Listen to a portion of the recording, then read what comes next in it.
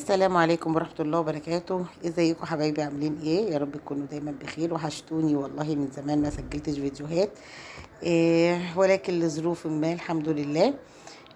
جاي لكم النهارده فيديو جديد. العجينة اللي انا بعملها دي عجينة تمشي كريب، تمشي فطاير، تمشي زلابية. بصوا، تمشي عيش. هوريكم دلوقتي ازاي.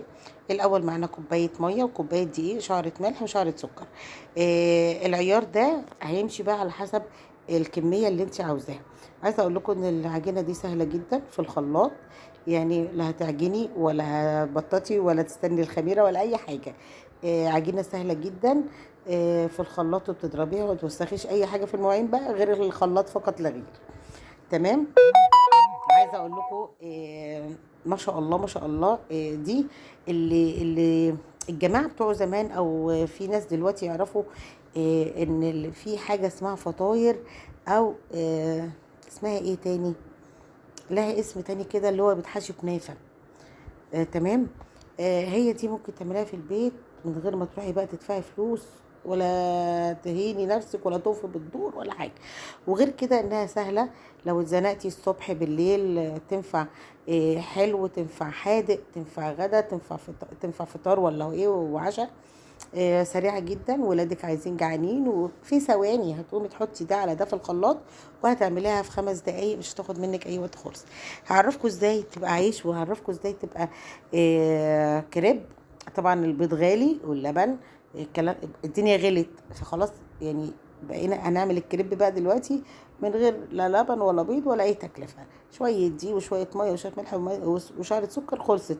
هي دي الكريب.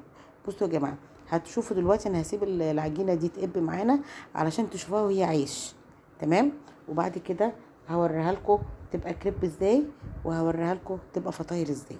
تمام كده. خليكم معايا واحده واحده وانتوا هتعرفوا كل حاجه. اول حاجه كده طبعا بنصب العجينه.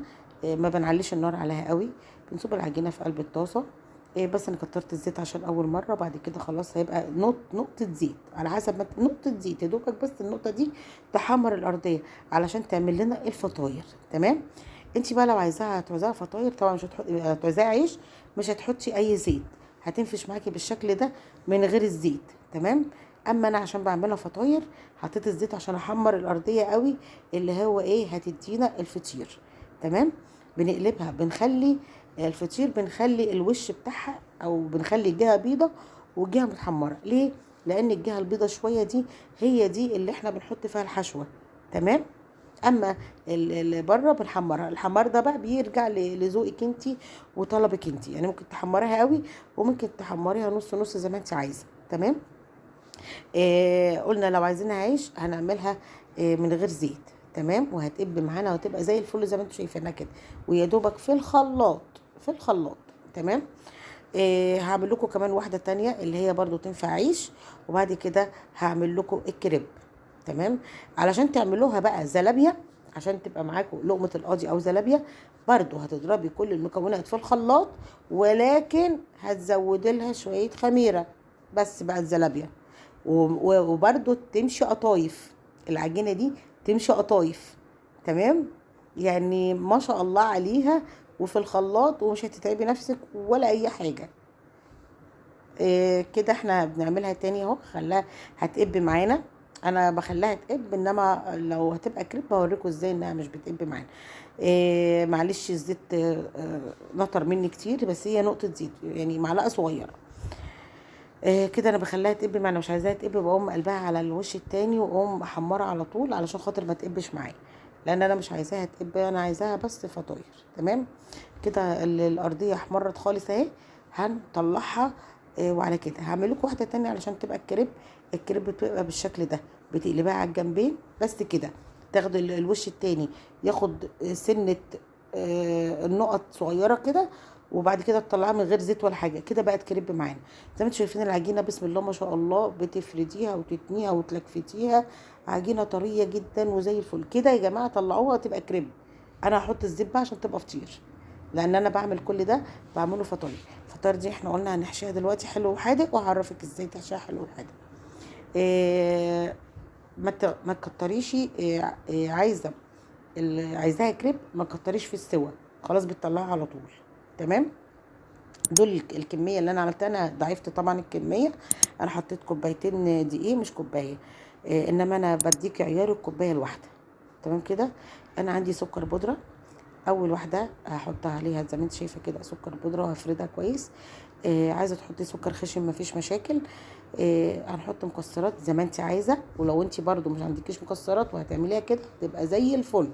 يعني عايزه اقولك والله والله قسما بالله هتاكليها وتدعيلي، وفي 5 دقايق هتفطري وهتتعشوا باحلى فطير هتاكليه في حياتك. احنا بنعمل الموضوع ده من زمان، كان ايام زمان. ايام امي الله يرحمها كانت بتلمنا كده حوالين الباجور الجاز، اللي يعرف باجور الجاز، وتجيب كده صينيه المونيا عاديه مش تيفال زي ما احنا فيه دلوقتي، وتقوم عامله لنا الفطاير دي، ونتلم حواليها بقى. كل فطيره تطلع ترش لنا عليها السكر وناكلها في ثواني، ناكلها كده وهي ايه، وهي سخنه. تمام. عايزه اقول لكم كانت في منتهى الجمال. انا هشيل ديت جبنه حادقه، احنا هنعمل 2 جبنه حادقه. انا بقى عايزه جبنه حادقه وزوجي عايز جبنه حادقه.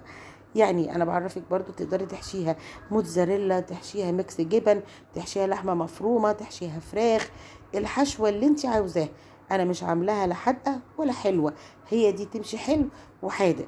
هنقول كده احنا عملنا منها حادق وعملنا منها حلو. تعالوا هنعمل بالصوصات. لو انت عندك صوصات، دي صوص شوكولاته، هنعملها برضو بصوص شوكولاته هتبقى زي الفل. ممكن تعملي بالكراميل. انا كان عندي الصوصات اللي عندي انا اشتغلت بيها. عندي صوص كراميل، ممكن تحشيها فراوله، ممكن تحشيها موز. الحشوه اللي انت عايزه اتعاملي معاها معامله الكريب. تمام. عايزه تعمليها معامله الكريب تمام، عايزه تخليها فطاير زي ما انا عاملاها كده تمام. انا عملت دي سكر وحطيت عليها كراميل. عايزه اقول لكم بقى ان جيت احشيها فراوله، للاسف الزجاجه شكلها شطبت فيا دوبك كده نقطت نقطتين وما رضتش تنزل، قلت لها شكرا كفايه علينا السكر، وفيها ريحه الفراوله حلوه قوي كده. ودي الصغيره اللي كانت فضلت معانا. ودي الفطاير اللي احنا عملناها النهارده، يا رب تعجبكم ويا رب تنور رضاكم. عايزه اقول لكم بجد العجينه دي ممتازه جدا جدا، يا رب تجربوها. وان عجبكم الفيديو وعجبكم الطريقه بتاعتي، يا ريت تعملوا اشتراك ولايك وشير لاصحابكم واصدقائكم. واقول لكم دمتم في امان الله، دمتم سالمين. السلام عليكم ورحمه الله وبركاته. في امان الله.